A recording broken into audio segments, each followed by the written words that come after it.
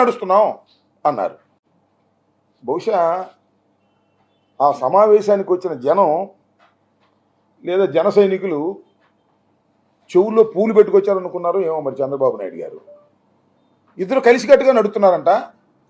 మొత్తం 175 సీట్లు నుండి 24 సీట్లు పవన్ కళ్యాణ్ గారు పార్టీ ఇచ్చారు, 25 పార్లమెంట్ సీట్లు ఉంటే 3 ఇచ్చారు.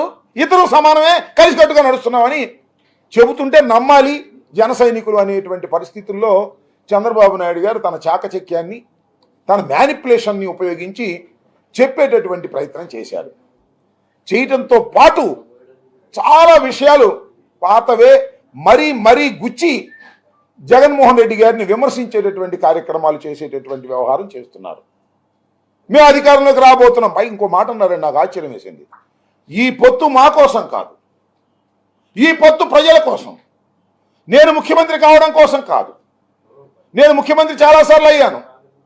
నేను చంద్రబాబు నాయుడు, పవన్ కళ్యాణ్ గారు శ్రేయస్సు కోసం, మీ ఇద్దరు శ్రేయస్సు కోసం, దానితో పాటు ప్రజల శ్రేయస్సు కోసం మేము వెళుతున్నాం తప్ప మేము రాజకీయాల కోసం లేదు, పదవుల కోసం వెళ్ళడం లేదు అన్నారు. మంచిదనయ్యా చంద్రబాబు నాయుడు గారు, మీకు పదవి మీద ఇంట్రెస్ట్ లేదు, మరి పవర్ షేరింగ్ గురించి మాట్లాడితే పోయేదిగా, నాకు పదవి అవసరం లేదు, ముఖ్యమంత్రి అవసరం లేదని. అది మాత్రం మా ఎక్కడన్నా బావా అంటే ఒప్పుకుంటాడు, కానీ వంగతోటగాడ బావా అంటే మాత్రం పవర్ విషయంలో మాత్రం తాను ముఖ్యమంత్రి తప్ప ఇంకోటి ముఖ్యమంత్రి అయితే ఒప్పుకోను కాక ఒప్పుకోననేటువంటి మాట బాడీ లాంగ్వేజ్లో చాలా క్లియర్గా వివరంగా చెప్పాడు.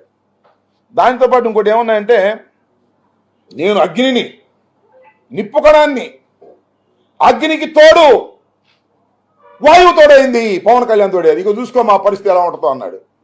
ఏమంటే నేను చెప్తా ఉన్నా, ఒకసారి ఆలోచించండి. చాలామంది పెద్దలు ఉన్నారు కదా రాష్ట్రంలో, ఇది మంచి సామెతేనా? అగ్నికి వాయువు తోడైతే ఏమవుతుంది? నాశనం అవుతుంది. చాలామంది చెబుతారు అగ్ని దేవుడే, వాయువు దేవుడే, కానీ ఎలాంటి పోలికలు చెబుతారు తెలుసా? చాలా సందర్భాల్లో ఆ సన్నాసికి ఈ సన్నాసి తోడేయడరా నాశనం అయిపోద్ది అంటారు. అదే పద్ధతుల్లో అగ్నికి వాయువు తోడైంది, వీళ్ళిద్దరు కలిసి రాష్ట్రాన్ని, రాజకీయాన్ని సర్వనాశనం చేసేస్తారు అనే దానికి ఉపయోగించాలి తప్ప అగ్నికి ఆ వాయువు తోడైందంట, జగన్మోహన్ రెడ్డి గారిని మార్చేస్తాం అనేటువంటి పద్ధతుల్లో పాపం సుదీర్ఘమైన రాజకీయ చరిత్ర కలిగినటువంటి చంద్రబాబు నాయుడు గారు ఇలాంటి చచ్చు సామెతలు చెప్పి ఏదో ఉత్సాహపరచాలనేటువంటి తాపత్రయంతో ప్రయత్నం చేసినట్టుగానే కనిపిస్తుంది తప్ప పసలేని ఉపన్యాసాలు మీరు అందరికీ మనవి చేస్తున్నా. నేను జరిగిన సభ విజయవంతమైందో విజయవంతం కాలేదో నేను చెప్పాల్సిన అవసరం లేదు. ఒక్కసారి సిద్ధం సభలు చూడండి. 3 సిద్ధం సభలు నిర్వహించాం వైఎస్ఆర్ కాంగ్రెస్ పార్టీ నాయకత్వంలో. మా సిద్ధం సభలు ఎలా జరిగాయి, మీ సభలు ఎలా జరిగింది? ఇవాళ ఒక్కసారి చూస్తే సిద్ధం సభ విజువల్ చూడండి. నిన్న జరిగినటువంటి తాడేపల్లి గూడెంలో జరిగిన జెండా సభ యొక్క విజువల్ చూడండి. దాని మీద ఉన్న వేదికల మీద ఉన్నటువంటి వ్యక్తుల యొక్క ముఖాలు చూడండి, ఎంత నీరు గారిపోయినాయో.